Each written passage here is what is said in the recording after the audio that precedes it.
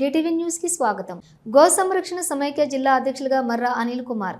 జిల్లాలో పశువులు అక్రమ రవాణా జోరుగా సాగుతున్నందున కసాయి వారిపై కేసులు నమోదు చేయాలని ఆంధ్రప్రదేశ్ గో సంరక్షణ సమైక్య రాష్ట్ర అధ్యక్షులు జీవబంధు లోగిస రామకృష్ణ డిమాండ్ చేశారు. గురువారం అనకాపల్లి ప్రెస్ క్లబ్లో జరిగిన మీడియా సమావేశంలో ఆయన మాట్లాడారు. అనకాపల్లి జిల్లాలో పశువులు అక్రమ రవాణాకు అడ్డాగా మారిందని జీవో నెంబర్ 23 ప్రకారం జిల్లాలో పశువుల సంతలకు మౌలిక సదుపాయాలు కల్పించాలని, లేకపోతే మూసేయాలని అన్నారు. పశువుల అక్రమ రవాణాపై అధికారులు, పోలీసు వారు నిఘా పెట్టాలని సూచించారు. దేవాలయాల పరిరక్షణ సమితి రాష్ట్ర ఉపాధ్యక్షులు కొంతాల అప్పలరాజు మాట్లాడుతూ జిల్లాలో ఎటువంటి అనుమతులు లేకుండా కబేళాలు నిర్వహిస్తున్నారని, గోమాతను హిందువులంతా పూజిస్తారని, అలాంటి గోమాతను హింసించి దారుణంగా వధించడం చట్టవిరుద్ధమని, ఇప్పటికైనా కబేళాలపై అధికారులు దృష్టి పెట్టి గోవధను నిషేధించాలని, అదేవిధంగా జిల్లాలో గో సంరక్షణ కొరకు గోశాలను ఏర్పాటు చేయాలని అన్నారు. అనంతరం అనకాపల్లి జిల్లాలో 16 మంది సభ్యులతో నూతన కమిటీని ఏర్పాటు చేశారు. ఆంధ్రప్రదేశ్ గో సంరక్షణ సమైక్య అనకాపల్లి జిల్లా అధ్యక్షులుగా మర్రా అనిల్ కుమార్ నియమిస్తూ నియామక పత్రాన్ని అందించారు. ఈ కార్యక్రమంలో కేవీఆర్ సత్యనారాయణ, నీలపుదేవి, చింతలపూడి రూపవతి, తలాడ పైడిరాజు, మానాపురం ప్రవీణ్ కుమార్, మైలపల్లి పోతురాజు తదితరులు పాల్గొన్నారు. ఉత్తరాంధ్ర నుంచి అనేక గోవుల్ని హైదరాబాద్ సిటీకి కూడా తరలిపోతున్నప్పుడు మేము చాలా బాధతో చాలా వెహికల్స్ని మేము ఆపడం జరిగింది. కొన్ని వందల గోవుల్ని మేము పట్టుకోవడం జరిగింది. ఇక్కడ గో సంరక్షణ లేక కొన్ని సింహాచలానికి, కొన్ని అడివారంలో ఉన్న గోశాలకు, అలాగే మన అనంతగిరిలో ఉన్న గోశాలకు కొన్ని పంపించడం జరిగింది. అప్పుడున్న సిఐలు, పోలీసులు అక్కడ అనకాపల్లిలో స్పందించడం జరిగింది. వాళ్ళని అరికట్టడం కూడా జరిగింది. కానీ సరైన గోవుకి రక్షణ లేకుండా పోయింది. ఈరోజు గోవుని సర్వ దేవతామూర్తులు చూసుకునే అటువంటి పవిత్రమైన గోవుని ఈరోజు అందరూ కూడా కబేళాల్లోని ఒక మాసానికి విక్రయించడం చాలా బాధాకరం ఉంది. అనకాపల్లి వరకే నేను మాట్లాడుతున్నాను. అనకాపల్లి జిల్లా కూడా ఇందులో ఇంక్లూడ్ అయింది. ఎన్డీఏ ఉపరాష్ట్రపతి అభ్యర్థి సిపి రాధాకృష్ణన్ను ముఖ్యమంత్రి చంద్రబాబు నాయుడు మర్యాదపూర్వకంగా కలిశారు. ఈ సందర్భంగా రాధాకృష్ణన్కు సీఎం చంద్రబాబు మద్దతు తెలిపారు.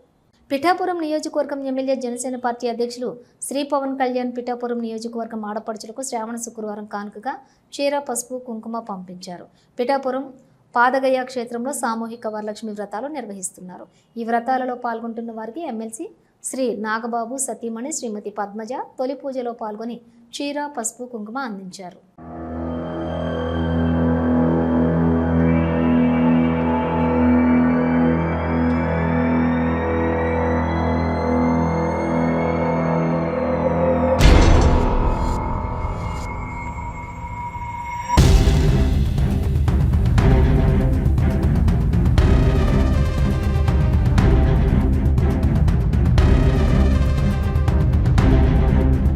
రాయలసీమ హంద్రీనీవా ద్వారా మదనపల్లికి సాగునీరు విడుదల కావడంతో అపర భగీరథుడు సీఎం చంద్రబాబు అంటూ కృతజ్ఞతలు తెలుపుతూ పూజలు చేసి జలహారతి ఇచ్చారు స్థానిక ఎమ్మెల్యే నవాజ్ బాషా మరియు టీడీపీ నాయకులు, కార్యకర్తలు.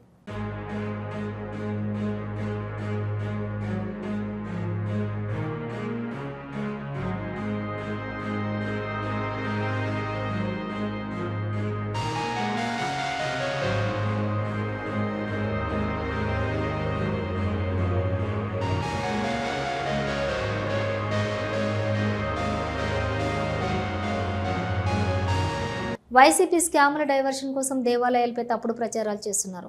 దేవాదాయ శాఖ మంత్రి వర్యులు ఆనం రామనారాయణ రెడ్డి. తెలుగుదేశం పార్టీ కేంద్ర కార్యాలయం నుంచి ఇవాళ ఈ మీడియా సమావేశంలో పాల్గొంటూ మీడియా మిత్రులందరికీ కూడా శుభాకాంక్షలను తెలియజేస్తూ ఉన్నాను. ఈరోజు ఈ మీడియా సమావేశంలో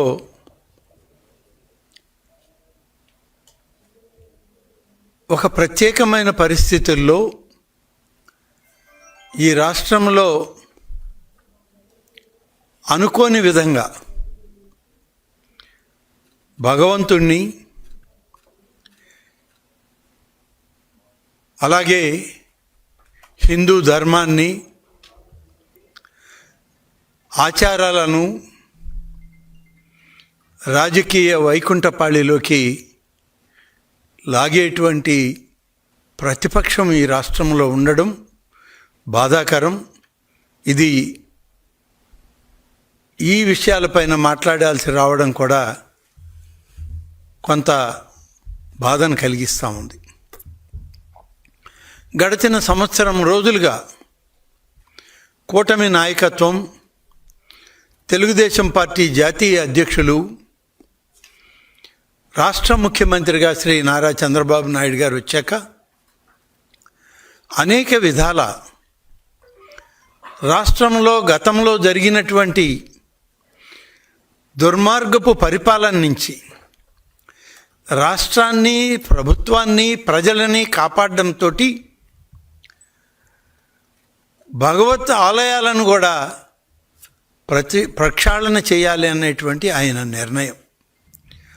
మొట్టమొదటగా తిరుమల శ్రీ వెంకటేశ్వర స్వామి ఆశీస్సులు తీసుకొని పరిపాలనకు వచ్చే రోజే ఆయన సనాతన ధర్మాలని, ఆచారాలని కాపాడుతాము, హిందూ ధర్మాలతో పాటు అన్ని మతస్థులను కూడా గౌరవిస్తాం మేము అని చెప్పేటువంటి కార్యక్రమం చేశాం. కానీ దురదృష్టం ఏంటంటే ఇవాళ ఉన్నటువంటి రాష్ట్రంలో ప్రతిపక్ష హోదా కూడా లేనటువంటి ప్రతిపక్షం ఈ రాష్ట్రంలో ఉంది. ప్రతిపక్ష హోదాకి అర్హత రానటువంటి నాయకుడు ఇవాళ నేను ప్రతిపక్ష నాయకుడిని అంటాడు. హిందూ మతం మీద నీకు గౌరవం లేకపోవచ్చు, కానీ హిందువులను అందరినీ అవమానపరిచే విధంగా, హిందువులు నిరంతరం ఆరాధించేటువంటి ఆలయాల మీద నీ రాజకీయ క్రీడని నడపాలని చూసేటువంటి నీ విధానం ఇవాళ బాధాకరంగా ఉంది. వైసీపీ హయాంలో అన్ని అవయవాలు బాగున్న అధికారం అండతో దివ్యాంగుల బోగస్ సర్టిఫికెట్లు సంపాదించి పొందుతున్నటువంటి పెన్షన్లను పారదర్శకమైన రీవెరిఫికేషన్ పూర్తి చేసి వారు దివ్యాంగులు కాదు అని తేలిన తర్వాతే అనర్హుల పింఛన్లు తొలగిస్తున్నారు. వైసీపీ హయాంలో బోగస్ పింఛన్లు తొలగింపు వల్ల అసలైన దివ్యాంగులకు అన్యాయం జరగకుండా ఉంటుంది మరియు భవిష్యత్తులో కొత్త పింఛన్లను మంజూరు చేయడానికి అవకాశం ఏర్పడుతుంది. అర్హులైన దివ్యాంగులు ప్రతి ఒక్కరికి పెన్షన్ అందేలా చూడాలని రాష్ట్ర ముఖ్యమంత్రి అధికారులను ఆదేశించారు.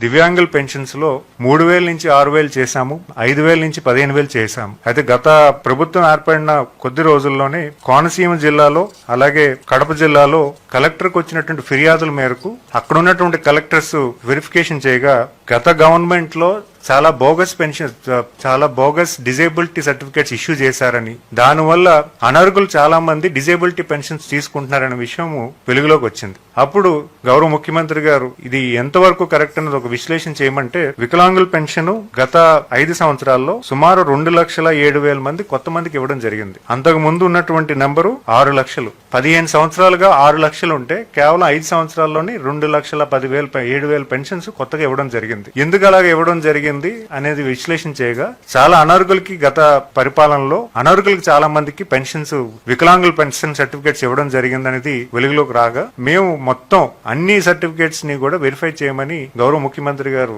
ఆదేశాలు ఇవ్వడం జరిగింది. చాలా పారదర్శకంగా, అంటే ఎవరైతే హెల్త్ పెన్షన్స్ ఉన్నాయో వాళ్ళ ఇంటికి డాక్టర్ వెళ్లి వెరిఫికేషన్ చేయడం జరిగింది. ఎందుకంటే 9 months ప్రాసెస్ ఇది ఈ రోజు చేసింది కాదు, సుమారు 9 నెలలుగా దీని ప్రాసెస్ ఇనిషియేట్ చేశారు. ఎక్కడా కూడా అధికారులకి గాబరా పెట్టలేదు, లేకపోతే అధికారికి ప్రెజర్ పెట్టలేదు. చాలా పారదర్శకంగా, చాలా ట్రాన్స్పరెంట్ గా చెప్పడం జరిగింది. ముందుగా ఈ వికలాంగులకి పలానా రోజు ఇక్కడ వెరిఫికేషన్ కి మీకు స్లాట్ ఓపెన్ చేశాము, ఆ స్లాట్ కి మీరు అటెండ్ అవ్వాలని వాళ్ళకి రిక్వెస్ట్ చేశాము. ఆ స్లాట్ నిమిత్తమే ఆ రోజు వికలాంగులు ఎవరైతే ఉన్నారో వాళ్ళు కూడా వెళ్ళి వెరిఫికేషన్ చేసుకోవడం జరిగింది. ఈ వెరిఫికేషన్ ప్రాసెస్ అంతా కూడా సుమారు 7,95,000 మందికి రీవెరిఫికేషన్ లో 5,50,000 మందికి సుమారుగా రీవెరిఫికేషన్ ప్రాసెస్ కంప్లీట్ అయింది. ఈ 5,55,000లో ఉన్నటువంటి సర్టిఫికేట్స్ అన్ని కూడా ఈ రోజు అప్లోడ్ అయ్యి అందులో ఇనెలిజిబుల్ ఎవరైనా ఉంటే వాళ్ళకి కొంత నోటీస్ ఇవ్వడం జరిగింది. అందులో కొన్ని టెంపరరీ సర్టిఫికేట్స్ లోకి కన్వర్ట్ అయ్యాయి. అంటే గతంలో మనకి ఈ ప్రాసెస్ లేకపోవడం వల్ల, అంటే సర్టిఫికేట్స్ అనేవి కొన్ని మాన్యువల్ సర్టిఫికేట్స్ కూడా ఉన్నాయి గతంలో.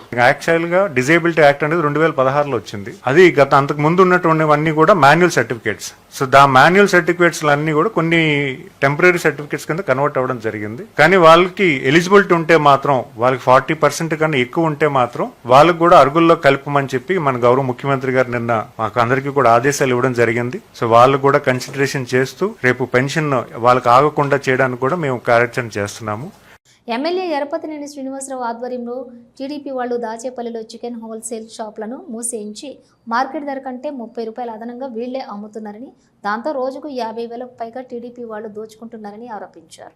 మాజీ ఎమ్మెల్యే కాసు మహేష్ రెడ్డి ఇప్పుడు నియోజకవర్గం మొత్తం ఇలానే కోళ్ల కుంభకోణంకి టీడీపీ నాయకులు తెరతీశారని అన్నారు.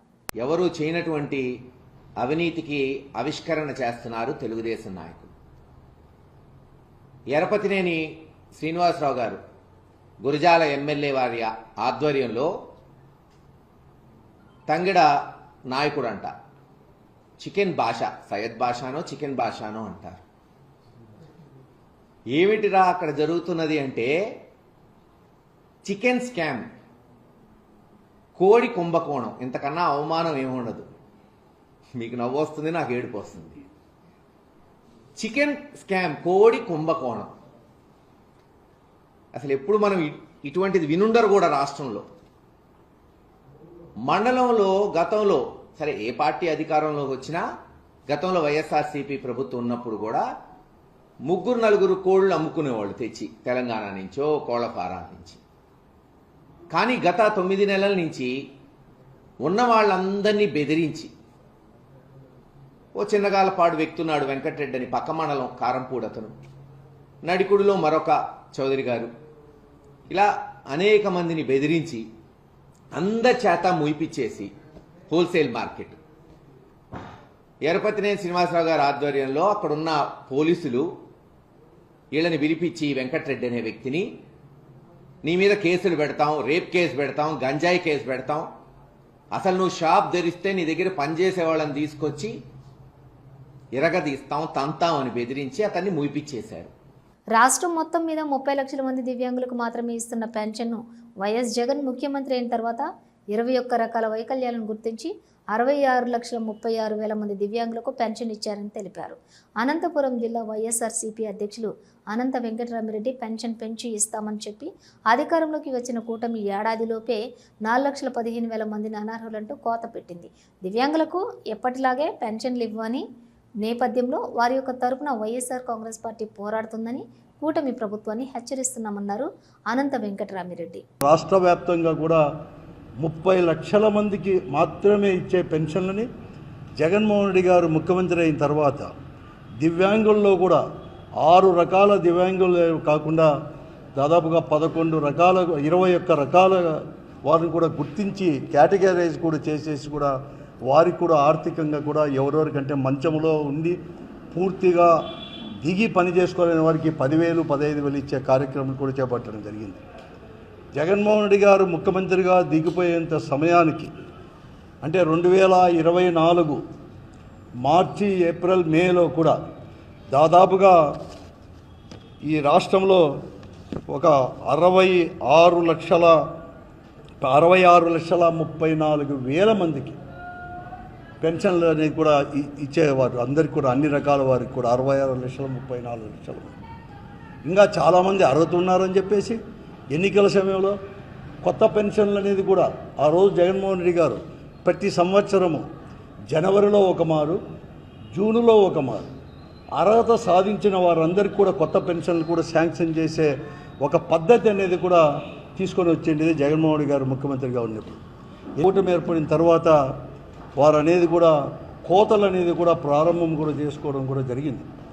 ఏకంగా ఈ 13-14 నెలల్లో అంటే ఒక సంవత్సర కాలంలోనే ఆ రోజు జగన్మోహన్ రెడ్డి గారు ముఖ్యమంత్రిగా ఉన్న 66,34,000 పెన్షన్ని ఒకటికే మారు ఒక సంవత్సరం లోపల 62,19,000 మాత్రమే, అంటే దాదాపుగా 4,15,000 మందికి కోత అనేది కూడా పెట్టింది జరిగింది.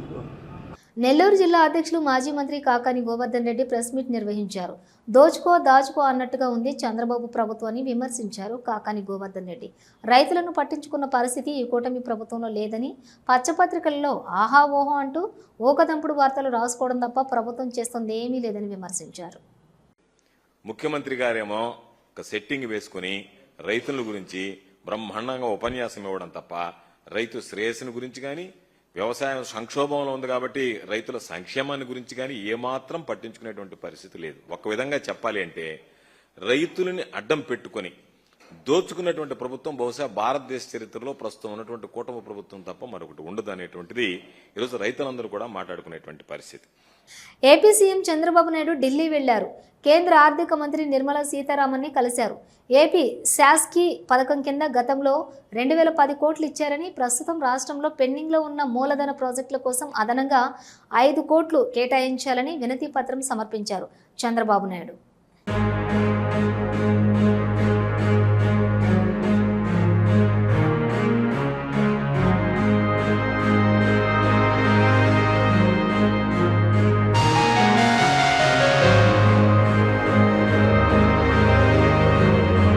హుజూరాబాద్ నియోజకవర్గానికి చెందిన పలువురు సర్పంచులు, ఎమ్మెల్యే పాడి కౌశిక్ రెడ్డి నేతృత్వంలో బీఆర్ఎస్ వర్కింగ్ ప్రెసిడెంట్ కేటీఆర్ సమక్షంలో కాంగ్రెస్ను వీడి బీఆర్ఎస్ పార్టీలో చేరారు. వారికి కండువా కప్పి పార్టీలోకి స్వాగతించారు. బీఆర్ఎస్లో చేరిన వారిలో తనుగుల మాజీ సర్పంచ్ రామస్వామి, సెమ్మనుపల్లి మాజీ సర్పంచ్ వెంకటరెడ్డి, పాపక్కపల్లి మాజీ సర్పంచ్ మహేందర్, సాయంపేట మాజీ సర్పంచ్ భద్రయ్య, నాగంపేట మాజీ సర్పంచ్ కృష్ణారెడ్డి, రాచపల్లి సదానందం, జయదా శ్రీనివాస్ తదితరులు ఉన్నారు.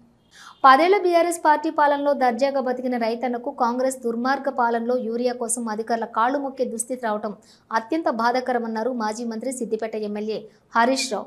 ఎద్దేడ్చిన ఏవసం రైతేడ్చిన రాజ్యం ఏనాడు బాగుపడలేదనే వాస్తవాన్ని ఈ పాలకులు ఎప్పుడు గుర్తిస్తారని ప్రశ్నించారు.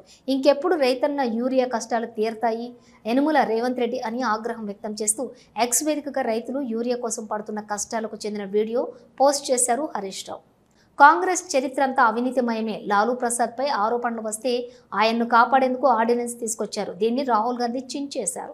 ఇప్పుడు రాహుల్, లాలూ ప్రసాద్ ఒకే వేదికపై కౌగిలించుకుంటున్నారు అనే దేవ చేశారు కేంద్ర మంత్రి కిషన్ రెడ్డి.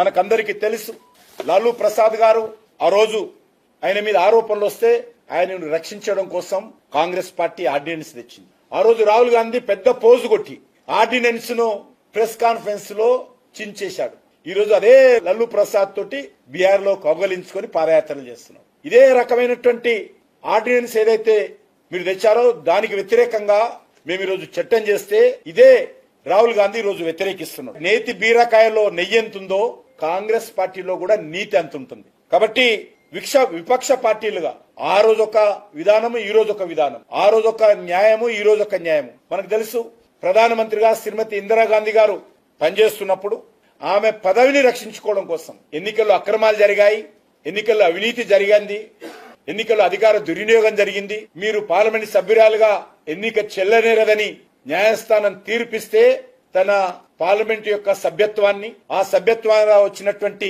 ప్రధానమంత్రి పదవిని రక్షించుకోవడం కోసం 39వ రాజ్యాంగ సవరణ చేసినటువంటి party Congress party. Congress party ఈ రోజు దీన్ని వ్యతిరేకించడం పెద్ద గొప్ప ఏం కాదు. ఎందుకంటే వాళ్ళ అలవాటది. అవినీతికి పాల్పడ్డము, అక్రమాలకు పాల్పడ్డము, తమకు అనుకూలంగా చట్టాలను మార్చుకోవడము కాంగ్రెస్ పార్టీకి అలవాటు. ఇది కాంగ్రెస్ పార్టీ యొక్క ఆలోచన తీరు, ఇది కాంగ్రెస్ పార్టీ యొక్క సంస్కృతి. మార్వాడి గోబ్యాక్ నినాదాలతో పెద్దపల్లి జిల్లా కేంద్రం హోరెత్తింది.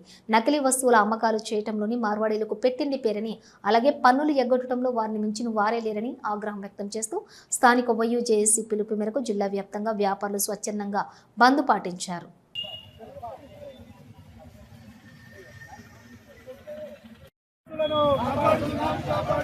లోకల్ వ్యాపారస్తుల ఐక్యత. జై తెలంగాణ, జై తెలంగాణ, జై తెలంగాణ, జై తెలంగాణ, జై తెలంగాణ, జై తెలంగాణ. కాపాడుతున్నారు లోకల్ వ్యాపారస్తులను.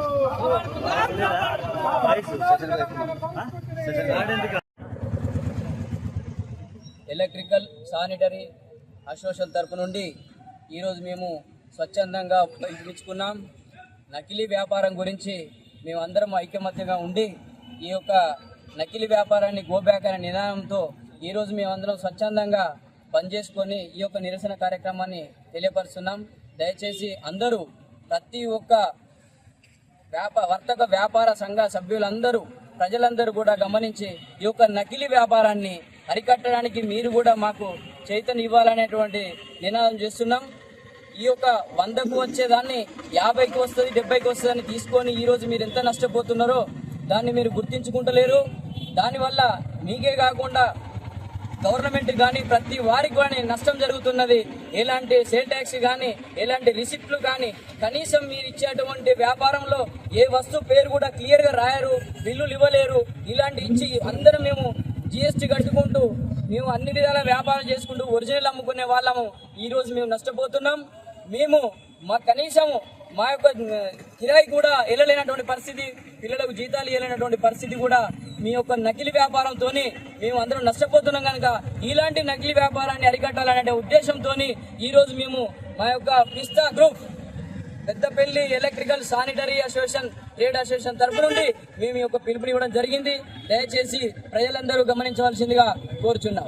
మంత్రి పొన్నం ప్రభాకర్ సిద్దిపేట జిల్లా హుస్నాబాద్ నియోజకవర్గంలో పలు అభివృద్ధి కార్యక్రమాలకు శంకుస్థాపన ప్రారంభోత్సవాలు నిర్వహించారు. కొందనవానిపల్లి, రామవరం, నందారం గ్రామాల్లో పంచాయతీ అంగన్వాడీ భవనాల నిర్మాణాలకు భూమి పూజలు చేశారు. గండిపల్లిలో నూతన పంచాయతీ భవనాన్ని ప్రారంభించారు.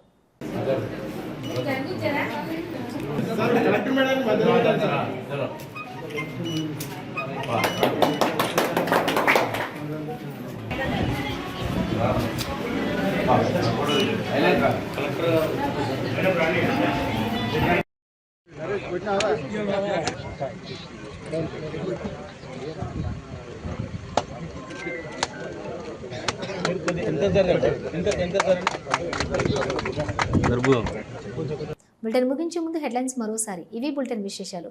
మరో బులెటిన్తో మళ్ళీ కలుద్దాం. అంతవరకు చూస్తూనే ఉండండి న్యూస్.